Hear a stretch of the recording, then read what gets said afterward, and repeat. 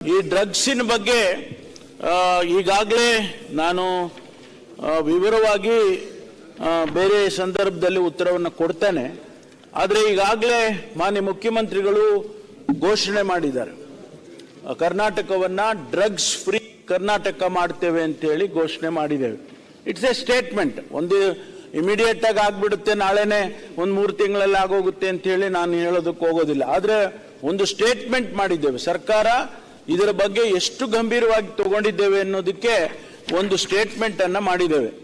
ಮೊನ್ನೆ ಮಾನ್ಯ ಅಧ್ಯಕ್ಷರೇ, ನಾವು ಅಧಿಕಾರಕ್ಕೆ ಬಂದ ನಂತರ ಸುಮಾರು 6764 ಪ್ರಕರಣಗಳಲ್ಲಿ ನಾವು ಕೇಸ್ಗಳನ್ನು ರಿಜಿಸ್ಟರ್ ಮಾಡಿದ್ದೇವೆ.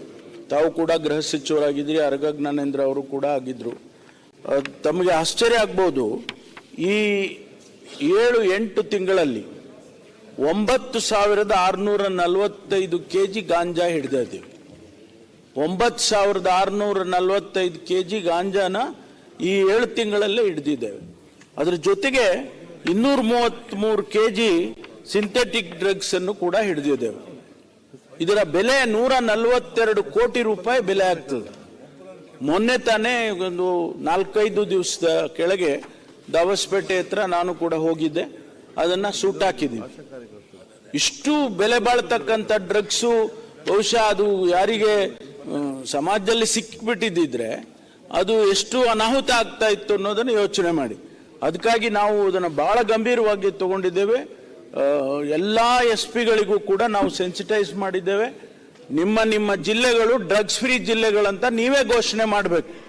ಆ ಮಟ್ಟಕ್ಕೆ ನೀವು ಕೆಲಸ ಮಾಡಬೇಕು ಅಂತೇಳಿ ನಾನು ಅವರಿಗೆ ಸೂಚನೆ ಕೊಟ್ಟಿದ್ದೇನೆ.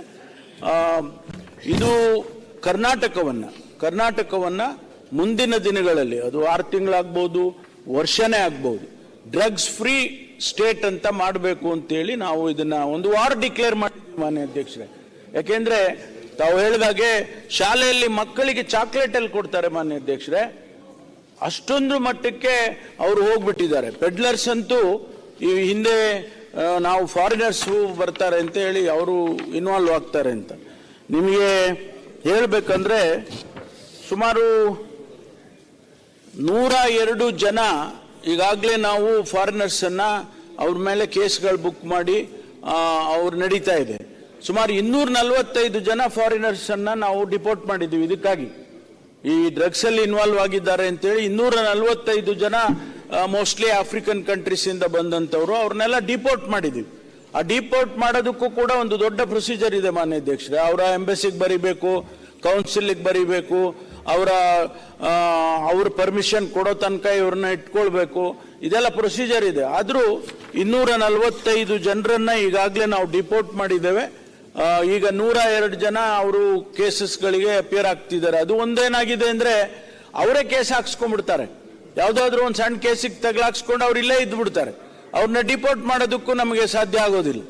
ಅದರಿಂದ ಬಹಳ ಎಚ್ಚರಿಕೆಯಿಂದ ಮಾಡಬೇಕಾಗುತ್ತೆ ಈ ಫಾರಿನರ್ಸ್ ವಿಚಾರದಲ್ಲಿ. ಇದೆಲ್ಲ ಗಂಭೀರವಾಗಿ ಸರ್ಕಾರ ತೆಗೆದುಕೊಂಡಿದೆ ಮಾನ್ಯ ಅಧ್ಯಕ್ಷರೇ.